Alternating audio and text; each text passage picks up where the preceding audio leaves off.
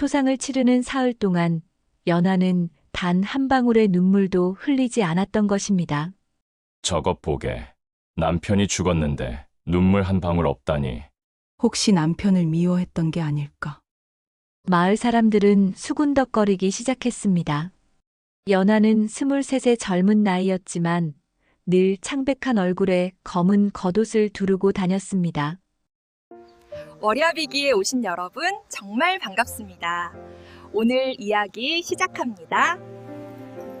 그 전에 좋아요. 구독 부탁드립니다. 옛날 옛적 조선 중기 여름이었습니다. 강원도 깊은 산간에 자리한 운봉현은 그에 들어 묘한 소문들로 시끌벅적했습니다. 연이은 흉년 탓에 백성들의 살림살이가 어려워지자 사방에서 일자리를 찾는 유민들이 몰려들었지요. 그런데 이상한 일이었습니다. 밤이면 산 너머에서 알 수 없는 소리가 들려온다는 것이었습니다. 어떤 이는 짐승 소리라 했고 어떤 이는 바람 소리라 했지만 노인들은 고개를 저으며 말했습니다. 저것은 산령의 기척이라오. 사람들은 해가 지면 문을 일찍 걸어 잠그고 서로 모여 앉아 이야기꽃을 피우며 밤을 보냈습니다. 무언가 예사롭지 않은 일이 벌어질 것만 같았지요. 그러던 어느 날 마을에 기묘한 소문 하나가 퍼지기 시작했습니다. 운봉현 동쪽 마을에 사는 젊은 안악 연화의 남편이 갑자기 세상을 떠났다는 소식이었지요. 그런데 문제는 그 다음이었습니다. 초상을 치르는 사흘 동안 연하는 단 한 방울의 눈물도 흘리지 않았던 것입니다. 저것 보게. 남편이 죽었는데 눈물 한 방울 없다니. 혹시 남편을 미워했던 게 아닐까? 마을 사람들은 수군덕거리기 시작했습니다. 연하는 23의 젊은 나이였지만 늘 창백한 얼굴에 검은 겉옷을 두르고 다녔습니다. 눈은 붉게 충혈되지도 않았고 표정은 고요하기만 했지요. 사람들은 그녀의 침착함이 오히려 섬뜩하다고 느꼈습니다. 남편의 관 앞에서도 담담히 절을 올리는 연하의 모습은 마치 다른 세상 사람 같았지요. 저 여인, 뭔가 숨기는 게 있는 게 분명해. 연하는 어려서부터 부모 없이 홀로 자랐습니다. 마을 사람들의 도움으로 겨우 끼니를 이어가며 자란 그녀는 일찍이 혼이 나여 남편과 단둘이 살았지요. 그런 연하를 유난히 못마땅하게 여기는 이가 있었으니 바로 이웃에 사는 박찬봉이었습니다. 박찬봉은 연한의 집터가 탐이 났고 남편이 죽자 기회라 여겼지요. 분명 저 여인이 남편을 해쳤을 게야. 그렇지 않고서야 어찌 눈물 한 방울 없겠는가. 박찬봉은 이런 소문을 은근슬쩍 퍼뜨리기 시작했습니다. 반면 연하를 감싸는 이도 있었습니다. 태기 출신의 무녀 청진이었지요. 청진은 연하에게서 범상치 않은 기운을 느끼고 있었습니다. 그리고 한 사람 더, 고을의 향리 도령 이연이 있었습니다. 그는 연하의 이상한 침착함에 의문을 품으면서도 묘하게 마음이 끌렸지요. 초상이 끝난 뒤 연하는 홀로 남겨진 집에서 묵묵히 일상을 이어갔습니다. 새벽이면 남편의 제사상을 정갈하게 차렸고 낮에는 마을 사람들의 뱉을 일을 거들며 품삯을 받았지요. 말수가 적고 조용한 성품이었지만 손재주만큼은 뛰어나 사람들도 일거리를 주곤 했습니다. 그런데 이상한 일들이 하나둘 생겨나기 시작했습니다. 여보게, 어젯밤에도 연한의 집에서 붉은 등불이 켜지더군. 그래, 나도 그저께 봤네. 한밤중인데 혼자 뭘 하는 걸까? 새벽 일찍 지나가는 사람들은 연하의 집에서 붉은 등불이 혼자 켜졌다 사라지는 것을 목격했습니다. 누군가 찾아온 기척도 없는데 말이지요. 또 다른 소문도 돌았습니다. 연하가 밤마다 몰래 산길을 오른다는 것이었습니다. 어느 나무꾼이 우연히 보았다는데 달빛 아래서 누군가와 속삭이듯 이야기하는 것 같더라는 것이지요. 그리고 연하의 집에는 남편의 유품 상자가 하나 있었습니다. 자물쇠로 굳게 잠긴 그 상자 안에는 정체를 알 수 없는 부적 한 장이 들어 있었지요. 연하는 그것을 아무에게도 보여주지 않았습니다. 그러던 어느 날 마을에 큰 소동이 일어났습니다. 연하의 남편을 장사 지낸 지 보름이 지났을 무렵 묘를 돌보던 이가 이상한 점을 발견한 것입니다. 남편의 시신을 염할 때는 몰랐는데 가슴과 목 부근에 청흑색 상처가 있더라는 것이었지요. 이건 그냥 병으로 죽은 게 아니야. 독을 먹은 것 아니겠어? 소문은 삽시간에 퍼졌고 사람들은 연하를 의심하기 시작했습니다. 마을 사람들이 연하를 찾아가 따졌지만 연하는 놀란 기색 하나 없이 담담히 말했습니다. 그저 엿보려니 생각합니다. 이 말에 사람들은 오히려 더욱 섬뜩함을 느꼈지요. 남편이 독살당했을지도 모른다는데 어찌 그리 침착할 수 있단 말입니까? 결국 이 일은 고을 원님의 귀에까지 들어갔고 원님은 독살 혐의에 대한 조사를 시작하기로 했습니다. 연하는 점점 위험한 처지에 몰리고 있었지요. 원님의 부름을 받게 된 날 밤 연하는 갈림길에 섰습니다. 관하로 가서 추궁을 받을 것인가 아니면 진실을 밝힐 것인가. 하지만 진실이란 무엇입니까? 연하 자신도 남편의 죽음에 대해 확신할 수 없었지요. 연하는 깊은 고민 끝에 결정을 내렸습니다. 달이 중천에 떠오른 밤 연하는 검은 두루마기를 걸치고 집을 나섰습니다. 그녀가 향한 곳은 다름 아닌 남편의 무덤이었지요. 산길을 오르는 동안 바람이 이상하게 불었습니다. 마치 누군가 그녀를 부르는 듯한 바람이었지요. 연하는 발걸음을 멈추지 않았습니다. 무덤 앞에 도착한 연하는 품 안에서 무언가를 꺼냈습니다. 묵주처럼 꿰어놓은 낡은 부적이었지요. 이것은 남편이 살아생전 상자에 간직하고 있던 것이었습니다. 연하는 무덤 앞에 부적을 놓고 불을 붙였습니다. 용서하십시오. 이제는 모든 것을 끝내야 합니다. 부적이 타오르자 갑자기 사방에서 바람이 거세게 몰아쳤습니다.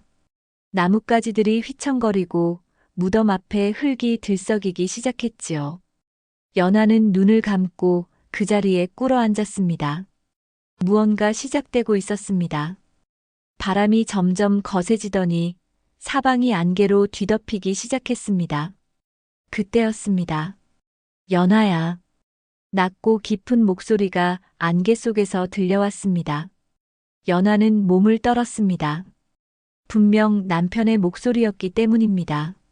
서방님? 연하가 떨리는 목소리로 물었지만 대답은 없었습니다. 대신 안개가 더욱 짙어지더니 그 속에서 희미한 형체가 나타났지요. 하지만 그것은 남편이 아니었습니다. 오랜만이구나, 연하야. 그 존재는 천천히 모습을 드러냈습니다. 사람의 형상을 하고 있었지만 눈빛만큼은 인간이 아니었지요. 푸르스름한 빛이 감도는 눈동자였습니다. 청호 살령님. 연하는 고개를 숙이며 그 이름을 불렀습니다.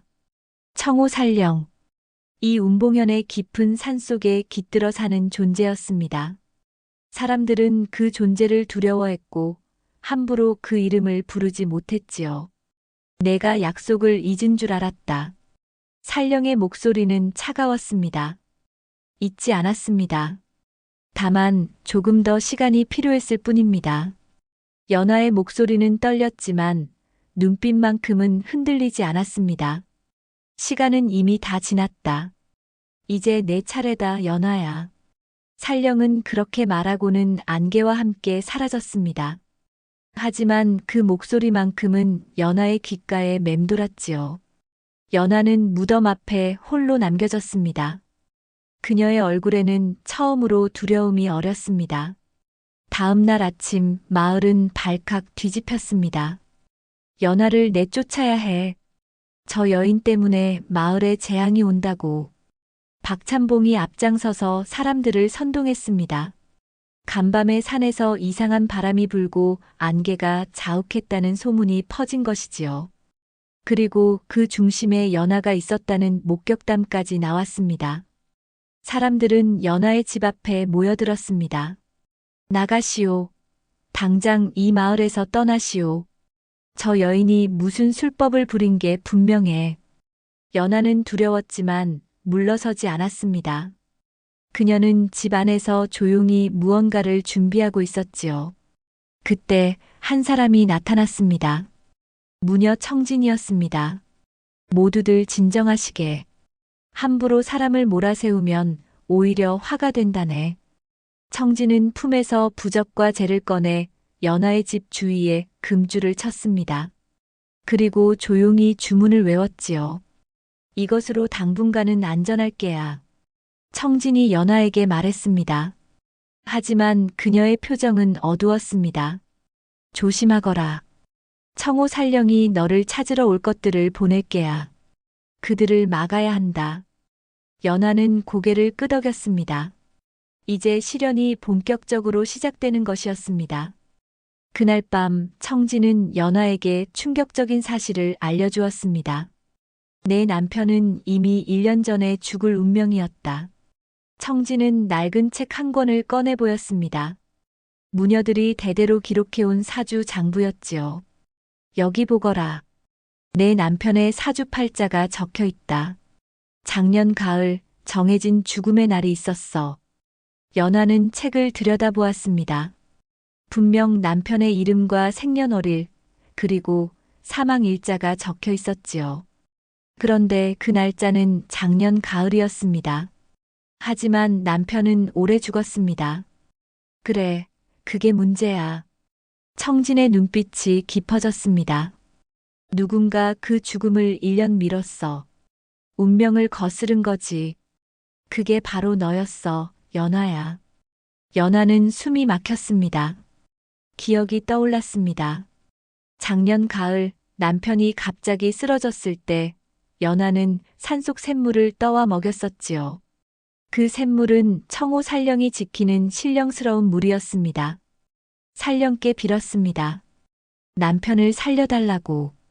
그래서 살령이 조건을 내걸었겠지. 1년의 시간을 주는 대신 무언가를 요구했을 거야. 연하는 고개를 떨구었습니다. 살령은 분명 말했었습니다. 1년 뒤 너는 내게로 와야 한다. 그 약속을 연하는 잊으려 했지만 잊을 수 없었습니다. 그리고 1년이 지나자 남편은 결국 죽었고 이제 연하의 차례가 된 것이었지요. 내 남편의 죽음은 독살이 아니야. 빌려온 시간이 끝난 거지. 그게 바로 업보란다. 이튿날 뜻밖의 손님이 연하를 찾아왔습니다. 향리 도령 이연이었습니다. 연하 씨, 괜찮으신지요? 이연은 마을 사람들의 눈총을 무릅쓰고 연하의 집을 찾아왔습니다. 그는 손에 쌀 한 말과 나무를 들고 있었지요. 도령님, 이러시면 안 됩니다. 저는 괜찮습니다. 연하는 거절하려 했지만 이연은 고개를 저었습니다. 마을 사람들의 말은 다 소문일 뿐입니다. 저는 연하 씨가 그런 분이 아니라는 것을 압니다. 이연의 눈빛은 진심으로 가득했습니다. 연하는 그 눈빛을 마주하기가 어려웠지요. 자신이 숨기고 있는 비밀을, 자신의 정체를 알면 이연도 등을 돌릴 것이 분명했으니까요. 고맙습니다만 이만 돌아가 주십시오. 아니 됩니다. 원님께서 머지않아 연하 씨를 부르실 겁니다. 그때를 대비해야 합니다. 이연은 연하를 위해 변론할 준비를 하고 있었습니다. 그는 밤낮으로 증거를 모으고 마을 사람들에게 연하의 평소 행실을 물어다녔지요. 연하는 이연의 그런 노력이 고마우면서도 마음 한편이 무거웠습니다. 그의 호의가 깊어질수록 진실을 숨기는 것이 더욱 괴로웠지요. 도령님, 네, 말씀하십시오. 혹시 제가 범상한 사람이 아니라면 어찌하시겠습니까? 이연은 잠시 멈칫했습니다. 그리고 조용히 미소 지었습니다. 그래도 연하 씨는 연하 씨입니다. 그 말에 연하의 마음이 흔들렸습니다. 하지만 그때였습니다. 이연의 눈빛이 갑자기 흔들렸습니다. 그는 연화의 뒤편 창문 너머를 보고 있었지요. 그곳에는 사람의 형상이 아닌 기묘한 그림자가 어른거리고 있었습니다. 저것은? 이연이 떨리는 목소리로 물었습니다. 연화는 뒤를 돌아보지 않았습니다. 그녀는 이미 알고 있었습니다. 살령이 보낸 것들이 나타나기 시작한 것을요. 사흘 뒤 박찬봉이 마침내 움직였습니다. 원님 대감마마, 이 여인이 남편을 독살했습니다. 박찬봉은 원님 앞에 무릎을 꿇고 연화를 고발했습니다. 그는 증인들까지 데려왔지요. 연화가 밤마다 산에 올라가는 것을 보았다는 나무꾼, 연화네 집에서 이상한 냄새가 났다는 이유까지. 원님은 심각한 표정으로 연화를 불러들였습니다. 연화, 이 혐의가 사실이냐? 아닙니다, 대감마마. 저는 남편을 해치지 않았습니다. 연화는 담담히 대답했습니다. 하지만 원님은 쉽게 믿지 못했지요. 그렇다면 밤마다 산에 오른 이유는 무엇이냐? 남편의 넋을 위로하기 위해서였습니다. 넋을 위로한다고? 밤중에? 원님은 의심의 눈초리를 거두지 않았습니다. 그리고 명을 내렸습니다. 연화의 집을 수색하라. 증거를 찾아야 한다. 관속들이 연화의 집으로 몰려갔습니다. 청진은 연화를 지키려 했지만 박찬봉이 가로막았습니다. 무녀는 물러서시오. 이것은 관가의 일이오. 청진은 연화를 걱정스러운 눈빛으로 바라보았습니다. 연화는 고개를 저으며 괜찮다는 표정을 지었지요. 그런데 이게 웬일입니까? 관속들이 연화네 집 뒤뜰에서 이상한 것을 발견했습니다. 사람의 것이 아닌, 짐승도 아닌 기묘한 발자국이 여러 개 찍혀 있었던 것입니다. 이게 대체 무슨 발자국입니까? 관속들은 겁을 먹고 뒷걸음질 쳤습니다. 원님까지 직접 나와 발자국을 살폈습니다. 원님의 얼굴도 창백해졌지요. 이것은 보통 일이 아니로구나. 원님은 연화를 다시 불러 물었습니다. 연화, 정직하게 대답하라. 너는 대체 누구냐? 연화는 더 이상 숨길 수 없음을 깨달았습니다. 청호 살령의 힘은 이미 드러나기 시작했고, 이제 모든 것이 밝혀질 것이었습니다. 말씀드리겠습니다, 대감마마. 연화가 입을 열려는 순간, 갑자기 하늘이 어두워졌습니다. 먹구름이 몰려오더니 천둥이 치기 시작했지요. 무언가 다가오고 있었습니다. 천둥이 그치자 청진이 급히 관하로 달려왔습니다. 대감마마, 잠시만 기다려 주십시오. 제가 말씀드릴 것이 있습니다. 청진은 품속에서 낡은 무녀 기록을 꺼냈습니다. 그 책은 대대로 무녀들이 이어받아온 비밀 장부였지요. 이것을 보십시오. 청진이 책장을 펼치자 거기에는 20여 년 전의 기록이 적혀 있었습니다. 23 해 전 청호산 깊은 곳에서 아이의 울음소리가 들렸다. 당시 무녀였던 제 스승께서 그곳에 가보니 갓난아기 하나가 바위 틈에 놓여 있었다고 합니다. 사람들은 숨을 죽이며 청진의 말을 들었습니다. 그 아이가 바로 연화입니다.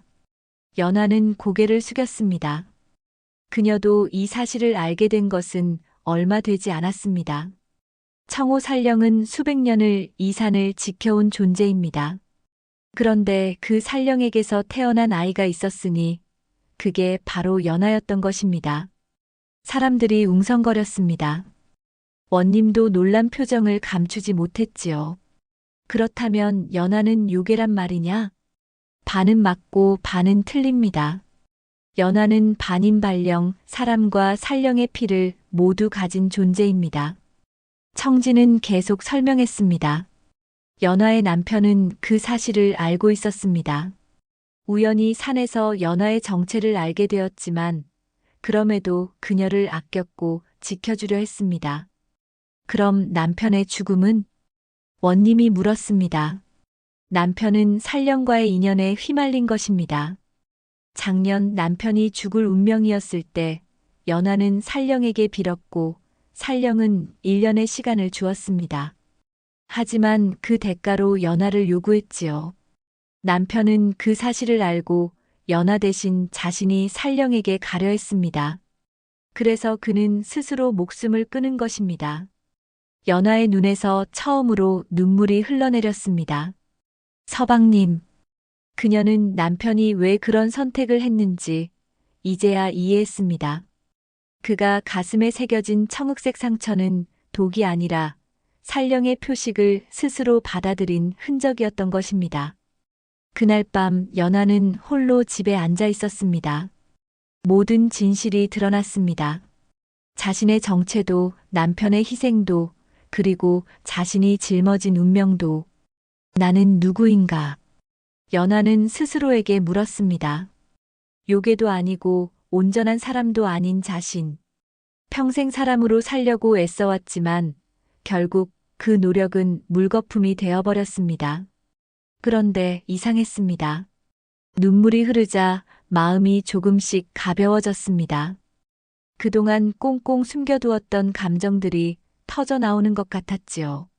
남편, 당신은 나를 지키려 했지요. 나는 사람이 아닌데도. 연하는 깨달았습니다. 자신이 무엇이든 자신을 사랑해준 사람이 있었다는 것을, 그리고 그 사랑이 거짓이 아니었다는 것을. 이제는 숨지 않겠습니다. 연하는 결심했습니다. 더 이상 도망치지 않기로, 자신의 운명과 정면으로 맞서기로 했습니다. 살령님, 저는 제 길을 가겠습니다. 당신이 정해준 길이 아니라 제가 선택한 길을요. 연하는 일어났습니다. 그녀의 눈빛에는 이전과는 다른 빛이 서려 있었습니다. 두려움이 아닌 단호함이었지요. 남편의 죽음의 진실을 밝히고 이 모든 것을 끝내겠습니다. 연하는 준비를 시작했습니다. 청진에게 배운 주술, 남편이 남긴 부적, 그리고 자신 안에 잠들어 있는 살령의 힘까지. 이제 모든 것을 끌어모아야 할 때였습니다. 이틀 뒤 청진이 놀라운 사실을 가지고 연하를 찾아왔습니다. 연하야, 큰일이다. 내가 조사를 해보니 말이야. 청진의 얼굴은 창백했습니다. 내 남편을 죽인 건 내가 아니야. 박찬봉이야. 네. 연하는 믿을 수 없다는 표정을 지었습니다. 청진은 품에서 종이 한 장을 꺼냈습니다. 그것은 살령과의 계약서였습니다. 박찬봉은 1년 전 살령과 거래를 했어. 자신에게 부와 권력을 달라고 빌었지. 그 대가로 살령은 재물을 요구했어. 재물이라뇨? 사람의 목숨이야. 그것도 살령의 피를 가진 자의 배우자. 연하는 온몸에 소름이 돋았습니다. 박찬봉은 내 정체를 알고 있었어. 그래서 내 남편을 살령에게 바친 거야. 남편이 죽으면 살령의 계약이 완성되고 박찬봉은 원하는 것을 얻게 되는 거지. 그런데 내 남편이 스스로 목숨을 끊는 바람에 계약이 어긋났어. 살령은 재물을 제대로 받지 못한 거야. 그래서 지금 화가 나 있는 거고. 연하는 주먹을 불끈 쥐었습니다. 박찬봉이 모든 것의 시작이었군요. 그래. 그리고 박찬봉은 이제 너마저 살령에게 바치려고 해. 그래야 자신의 계약이 완성되니까. 연하의 눈빛이 차갑게 식었습니다. 용서할 수 없습니다. 조심해라. 박찬봉은 지금 살령의 힘을 일부 빌리고 있어. 위험해. 하지만 연하는 물러서지 않았습니다. 이제 모든 것이 명확해졌습니다. 남편의 죽음, 자신을 둘러싼 소문, 마을의 불안. 모든 것이 박찬봉의 욕심에서 시작된 것이었습니다. 그날 밤 박찬봉이 움직였습니다. 연하가 진실을 알았다는 것을 눈치챈 박찬봉은 먼저 손을 쓰기로 했습니다. 그는 살령의 힘을 빌려 만든 헛개비들을 풀어놓았지요. 연하를 잡아오너라. 살아서. 헛개비들은 밤의 어둠 속으로 스며들었습니다. 연하는 청진과 함께 대비하고 있었지만 헛개비들의 수가 너무 많았습니다. 집 주변에 쳐놓은 금줄이 하나씩 끊어지기 시작했지요. 연하야, 도망쳐. 청진이 외쳤습니다. 하지만 그때 헛개비 하나가 청진을 덮쳤고 청진은 쓰러졌습니다. 청진 언니.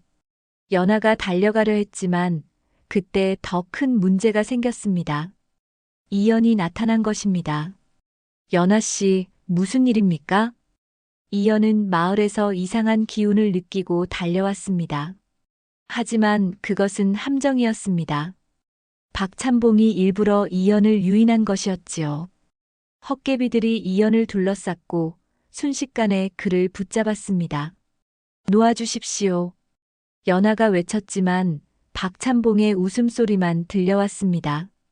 하하, 연하, 순순히 따라오너라. 그러면 이 도령을 살려주마. 박찬봉이 어둠 속에서 모습을 드러냈습니다. 그의 눈은 푸르스름한 빛을 띠고 있었습니다. 살령의 힘이 그에게 깃들어 있었던 것입니다. 연하는 절망했습니다. 청진은 쓰러졌고 이연은 인질이 되었습니다. 자신이 가진 힘으로는 이 상황을 해결할 수 없었지요. 어찌해야 합니까? 연하의 마음속으로 살령의 목소리가 들려왔습니다. 내게로 오너라. 그러면 모든 것을 해결해 주마. 내가 원하는 힘을 주겠다. 그것은 유혹이었습니다. 살령에게 완전히 귀속되는 것. 그렇게 되면 연하는 더 이상 사람이 아닌 온전한 살령의 일부가 되는 것이었습니다. 연하는 갈림길에 섰습니다. 연하는 눈을 감았습니다. 머릿속에 남편의 얼굴이 떠올랐습니다. 그가 마지막으로 했던 말이 생각났습니다. 연하, 당신이 무엇이든 상관없소. 당신은 당신이요. 그리고 이연의 모습도 떠올랐습니다. 자신을 끝까지 믿어준 그 따뜻한 눈빛. 청진 언니의 격려도 생각났습니다. 넌 내가 생각하는 것보다 강한 아이야. 연하는 눈을 떴습니다. 살령님, 제가 당신께 가겠습니다. 박찬봉이 비웃었습니다. 현명한 선택이로다. 하지만 연하는 계속 말했습니다. 하지만 당신의 것이 되기 위해서가 아닙니다. 당신을 막기 위해서입니다. 연하는 결심했습니다. 살령의 힘을 쓰되 그 힘에 굴복하지 않기로. 자신 안에 살령의 피를 깨우되 자신의 의지로 통제하기로. 저는 사람으로 살고 싶습니다. 하지만 사람들을 지키기 위해서라면 이 힘을 쓰겠습니다. 연하의 몸에서 푸른 빛이 일어나기 시작했습니다. 하지만 그것은 살령의 차가운 빛이 아니었습니다. 따뜻함이 섞인 연하만의 빛이었지요. 감히 박찬봉이 헛개비들을 풀어놓았지만 연하는 손을 휘둘렀고 푸른 빛이 헛개비들을 흩어버렸습니다. 연하는 살령의 굴을 향해 걸어가기 시작했습니다. 모든 것을 끝낼 시간이었습니다. 연하는 청호산 깊은 곳, 살령의 굴 앞에 섰습니다. 굴 입구에서는 푸른 안개가 피어오르고 있었고 그 안에서 살령의 목소리가 들려왔습니다. 오랜만이구나, 내 딸아. 연하는 굴 안으로 들어갔습니다. 그곳은 넓은 동굴이었고 중앙에는 거대한 바위가 있었습니다. 그 바위 위에 살령이 앉아 있었지요. 청호 살령은 사람의 모습을 하고 있었지만 그 기운만큼은 범상치 않았습니다. 수백 년을 살아온 존재의 위엄이 느껴졌습니다. 어머니. 연하는 그렇게 불렀습니다. 처음으로 그 단어를 입 밖에 냈습니다. 드디어 인정하는구나. 하지만 저는 당신의 것이 되러 온 게 아닙니다. 연하는 품에서 남편의 유골 일부와 부적을 꺼냈습니다. 이것으로 당신을 봉인하겠습니다. 살령이 웃었습니다. 어림없다. 내가 가진 힘은 모두 나에게서 온 것. 감히 나를 막겠다고? 제 안에는 당신의 힘만 있는 게 아닙니다. 연하는 가슴에 손을 얹었습니다. 남편이 남긴 사랑, 청진 언니가 준 우정, 이연 도령이 보여준 믿음. 이 모든 것이 제 안에 있습니다. 연하는 부적을 들고 주문을 외우기 시작했습니다. 청진에게 배운 봉인의 주술이었습니다. 살령이 분노했습니다. 그만두어라. 살령이 손을 휘두르자 강력한 바람이 연하를 쳤습니다. 연하는 뒤로 밀려났지만 주문을 멈추지 않았습니다. 남편, 당신이 했던 말을 기억합니다. 연하는 눈물을 흘리며 계속 주문을 외웠습니다. 그 어떤 모습이라도 나는 그대를 아낀다고 하셨지요. 남편의 유골이 빛나기 시작했습니다. 그 빛은 따뜻했고 연하를 감싸 안았습니다. 당신의 사랑이 저를 지켜주고 있습니다. 연하는 마지막 힘을 다해 부적을 살령을 향해 던졌습니다. 부적이 살령의 가슴에 붙자 강렬한 빛이 터져 나왔습니다. 안 돼. 살령이 비명을 질렀습니다. 동굴이 흔들리기 시작했습니다. 천장에서 돌들이 떨어지고 땅이 갈라졌습니다. 연하는 정신을 잃을 것 같았지만 끝까지 버텼습니다. 봉인이 완성될 때까지 절대 손을 놓을 수 없었습니다. 딸아. 살령의 목소리가 점점 작아졌습니다. 너는 나보다 강하구나. 마침내 살령은 바위 속으로 빨려 들어갔고 부적이 바위를 단단히 봉인했습니다. 연하는 그 자리에 주저앉았습니다. 밖에서는 박찬봉의 비명소리가 들려왔습니다. 살령이 봉인되자 그가 빌려 쓰던 힘도 사라진 것입니다. 그 충격에 박찬봉은 정신을 잃고 미쳐버렸지요. 연하는 동굴 밖으로 비틀거리며 나왔습니다. 새벽이 밝아오고 있었습니다. 끝났습니다, 남편. 연하는 하늘을 바라보며 조용히 눈물을 흘렸습니다. 다음 날 마을 사람들은 모두 관아에 모였습니다. 원님이 직접 나서서 모든 진실을 밝혔습니다. 연하는 무죄다. 그녀의 남편을 해친 자는 박찬봉이었다. 사람들은 놀라움을 감추지 못했습니다. 청진이 나서서 증거들을 제시했습니다. 박찬봉이 살령과 맺은 계약서, 남편의 시신에서 발견된 살령의 표식, 그리고 박찬봉의 집에서 발견된 주술 도구들. 박찬봉은 자신의 욕심을 위해 살령과 거래했고 그 대가로 무고한 사람을 희생시켰습니다. 원님의 목소리는 엄중했습니다. 박찬봉은 현재 정신을 잃고 미쳐버렸으니 이것이 하늘의 벌이로다. 사람들은 연하를 바라보았습니다. 이제 그들의 눈빛에는 의심 대신 미안함이 담겨 있었습니다. 연하 씨, 용서하시오. 우리가 잘못 생각했소. 연하는 고개를 끄덕였습니다. 괜찮습니다. 모두 지나간 일입니다. 이연이 앞으로 나섰습니다. 대감마마, 연하 씨는 우리 모두를 구했습니다. 살령을 봉인하지 않았다면 이 마을은 계속 불안에 떨었을 것입니다. 원님이 고개를 끄덕였습니다. 그렇도다. 연하, 고맙다. 내가 아니었다면 큰일이 날 뻔했구나. 청진이 연하의 손을 잡았습니다. 잘했어, 연하야. 마을 사람들도 하나둘 연하에게 다가와 감사를 표했습니다. 초반의 붉은 등불, 연하가 밤마다 산에 오르던 일, 남편의 유품 상자에 있던 부적. 모든 것이 이제 명확해졌습니다. 붉은 등불은 살령이 연하를 부르던 신호였고 산길의 속삭임은 살령과의 대화였습니다. 부적은 남편이 연하를 지키기 위해 준비했던 것이었지요. 남편은 끝까지 저를 지켜주려 했습니다. 연하는 조용히 말했습니다. 그분의 사랑 덕분에 제가 여기 서 있을 수 있습니다. 사람들은 숙연해졌습니다. 편견이 얼마나 사람을 해칠 수 있는지, 그리고 진심이 얼마나 소중한 것인지 깨달았습니다. 연하가 사람이든 발령이든 그것은 중요하지 않았습니다. 그녀는 마을을 지켰고 그것으로 충분했습니다. 며칠 뒤 마을에는 평화가 찾아왔습니다.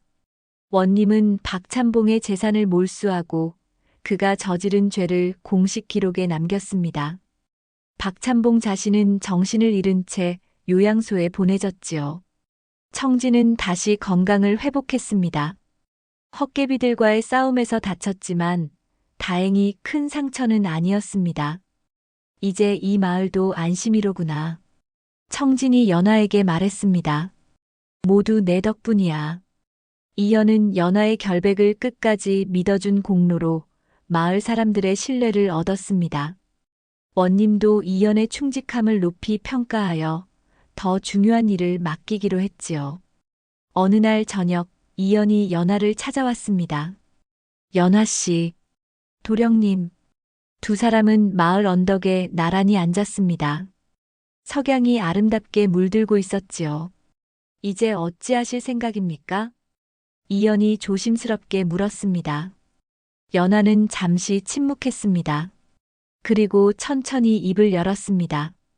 저는 이 마을을 떠나려 합니다. 이연의 얼굴이 어두워졌습니다. 꼭 가셔야 합니까?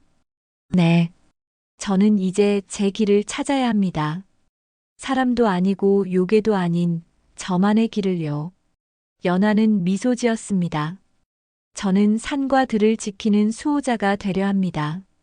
산령처럼 사람들을 해치는 것이 아니라 사람들을 돕는 존재로 살고 싶습니다. 이연은 고개를 끄덕였습니다. 아쉽지만 연아의 결정을 존중했습니다. 언제든 돌아오고 싶으시면 이곳에는 연아 씨를 기다리는 이들이 있을 것입니다. 이연은 연아의 손을 살짝 잡았습니다. 저도 기다리겠습니다. 연아는 이연의 손을 꼭 쥐었습니다. 말은 하지 않았지만 그녀의 마음도 흔들리고 있었습니다. 하지만 지금은 떠나야 할 때였습니다. 보름이 지난 어느 봄날이었습니다. 운봉현 마을 입구에는 커다란 매화나무가 한 그루 서 있었습니다. 그 나무 아래에서 이연은 문득 고개를 들었습니다. 나무 밑동에 붉은 등불 하나가 은은하게 빛나고 있었던 것입니다. 연아 씨. 이연은 미소 지었습니다. 저 등불은 연아가 무사하다는 신호였습니다. 그녀는 어딘가에서 자신의 길을 걷고 있었고 때때로 이렇게 안부를 전해주었지요. 마을 사람들도 이제는 그 등불을 두려워하지 않았습니다. 오히려 고마워했습니다. 연아가 우리를 지켜주고 있구나. 참으로 고마운 일이지. 청진도 매화나무 아래로 다가왔습니다. 저 아이는 결국 자기 길을 찾았어. 대단한 아이야. 그렇습니다. 청진 어르신. 이연이 대답했습니다. 연아 씨는 누구보다 강한 분입니다. 하늘에서는 봄바람이 불어왔습니다. 매화꽃잎들이 흩날리며 마을을 감쌌습니다. 그 모습을 보며 이연은 생각했습니다. 연아는 이제 자유로웠습니다. 사람들의 편견에서도 산령의 굴레에서도 자신의 두려움에서도 벗어났습니다. 그녀는 자신이 무엇인지 받아들였고 그것을 힘으로 바꿨습니다. 사람이 아니라는 이유로 숨지 않고 오히려 그 특별함으로 사람들을 돕기로 선택했습니다. 사람의 편견은 진실을 가리지만 진심은 형체를 가리지 않는다. 이연은 옛 어른이 했던 말을 떠올렸습니다. 연아와 그녀의 남편이 보여준 것이 바로 그것이었습니다. 서로가 무엇이든 진심으로 아끼고 사랑한다면 그것만으로 충분한 것이었지요. 언젠가 다시 만나겠지요, 연아 씨. 이연은 붉은 등불을 바라보며 조용히 말했습니다. 등불은 한참을 빛나다가 봄바람에 스르르 사라졌습니다. 하지만 이연은 알고 있었습니다. 저 등불은 다시 나타날 것이고 언젠가 연아도 돌아올 것이라는 것을. 그때까지 이연은 기다리기로 했습니다. 마을을 지키고 사람들을 돕고 연아가 돌아올 자리를 마련해 두기로 했지요. 매화나무 아래에는 따뜻한 봄 기운이 가득했습니다. 먼 산 너머에서는 연아가 새로운 여정을 시작하고 있었습니다. 그녀의 발걸음은 가벼웠고 그녀의 미소는 환했습니다. 옛말에 백절불굴이라는 말이 있습니다. 어떠한 난관에도 굽히지 않고 이겨 나간다는 뜻이지요. 연하가 바로 그런 사람이었습니다. 자신의 운명에 굴하지 않고 스스로의 길을 개척한 용기 있는 여인이었습니다. 다음 영상을 빠르게 만나보시려면 좋아요와 구독을 눌러주세요. 그럼 더 재미있는 영상으로 찾아뵙겠습니다. 모두 행복한 하루 보내세요.